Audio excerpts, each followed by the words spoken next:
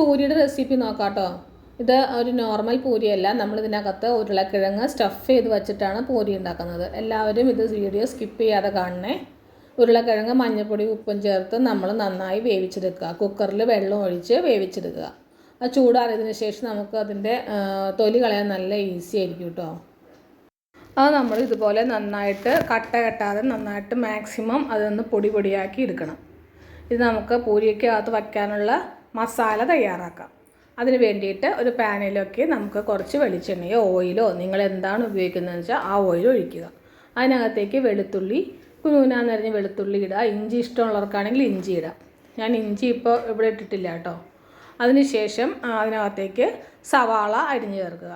ഒരു medium size സവാള അരിഞ്ഞ് ചേർക്കുക. കുറച്ച് കറിവേപ്പിലയും ചേർത്ത് നന്നായി ഇളക്കി യോജിപ്പിച്ചതിന് ശേഷം ഒരു 1/2 ടീസ്പൂൺ മഞ്ഞൾപ്പൊടി, 1 ടീസ്പൂൺ മുളക് പൊടി, ഒരു 1/2 ടീസ്പൂൺ മസാലപ്പൊടി എന്നിവ ആഡ് ചെയ്ത് നന്നായി ഇളക്കി യോജിപ്പിക്കുക. അതിനുശേഷം നമ്മൾ നേരത്തെ ഉണ്ടാക്കി വെച്ച ആ ഉരുളക്കിഴങ്ങിൻ്റെ കൂട്ട് ഇതിനകത്തേക്ക് ഇട്ട് നന്നായി ഇളക്കി യോജിപ്പിക്കുക.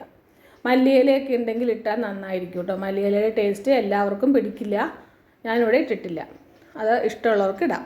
അതിനുശേഷം നമ്മൾ ഗോതമ്പ് ചപ്പാത്തിക്ക് കുഴയ്ക്കുന്നത് പോലെ ഉപ്പും വെള്ളവും കുറച്ച് ഓയിലും ചേർത്ത് നന്നായി കുഴച്ചെടുത്ത് മാറ്റി വയ്ക്കണം.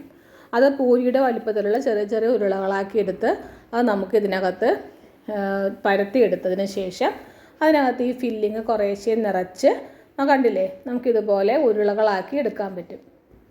മാക്സിമം നമ്മൾ ആ മസാല പുറത്തേക്ക് വരാത്ത രീതിയിൽ നമ്മളത് പരത്തിയെടുക്കുക.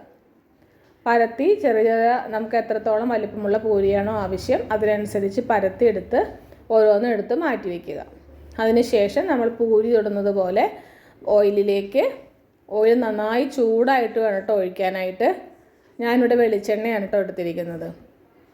അത് അതിനകത്ത് കിടന്ന് നന്നായി പൊങ്ങി വരും. അത് പൂരി പൊങ്ങി വരുമ്പോഴാണ് നമ്മൾ അത് മറച്ചിടേണ്ടത്. ഉരുളക്കിഴങ്ങോ ആണെങ്കിലും അത് വെന്തതാണല്ലോ, ഉൾഭാഗം വെന്തതാണ്.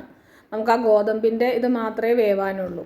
അത് നന്നായി ഇങ്ങനെ ആ തവി വെച്ച് നമ്മളിങ്ങനെ അമർത്തി കൊടുത്താൽ ആ പൂരി പൊങ്ങി വന്നോളും. കുറച്ചൊക്കെ ഒന്ന് പൊട്ടിയെന്ന് വെച്ചിട്ടൊന്നും ടെൻഷൻ അടിക്കണ്ട കേട്ടോ. അത് നന്നായി ഓയിൽ കളഞ്ഞെടുക്കണമെന്ന് മാത്രം. നന്നായി ഒരു അരിപ്പയിലേക്ക് എടുത്ത് അതിൻ്റെ ഓയിൽ കളഞ്ഞ് നിങ്ങൾ ഉപയോഗിക്കുക. ഇത് കുട്ടികൾക്ക് സ്കൂളിൽ ടിഫിൻ ബോക്സിൽ കൊടുത്തുവിടാനും ഒക്കെ നല്ലതാണ്. പ്രത്യേകം കറിയൊന്നും ആവശ്യമില്ല. വേണമെന്നുണ്ടെങ്കിൽ നമുക്ക് നമ്മുടെ തേങ്ങാ ചമ്മന്തി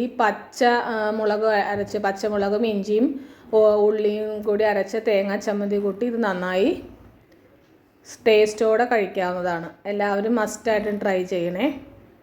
ഞാനിതിൻ്റെ ആലു പൊറോട്ടയുടെ റെസിപ്പി എൻ്റെ വീഡിയോയിൽ ഇട്ടിട്ടുണ്ട് കേട്ടോ. കാണാത്തവരാണെന്നുണ്ടെങ്കിൽ ആലു പൊറോട്ടയോട് കാണണേ. അതും ഇതുപോലെ തന്നെ ഇതിൻ്റെ കുറച്ച് വ്യത്യാസങ്ങൾ മാത്രമേ ഉള്ളൂ. ഇതുപോലെ ഡീപ്പ് ഫ്രൈ ചെയ്യണ്ടെന്ന് മാത്രം. അങ്ങനെ നമുക്ക് ചപ്പാത്തി ആയിട്ടും ഇത് വേണമെന്നുണ്ടെങ്കിൽ ഒറ്റയടിക്ക് നമുക്ക് ഉണ്ടാക്കാവുന്നതാണ്.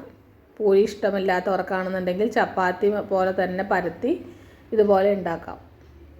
ഒരു സമയത്ത് തന്നെ 2 ബ്രേക്ക്ഫാസ്റ്റ് നമുക്ക് ഉണ്ടാക്കാൻ പറ്റും. എല്ലാവരും മസ്റ്റായിട്ടും ട്രൈ ചെയ്യണേ. Thank you.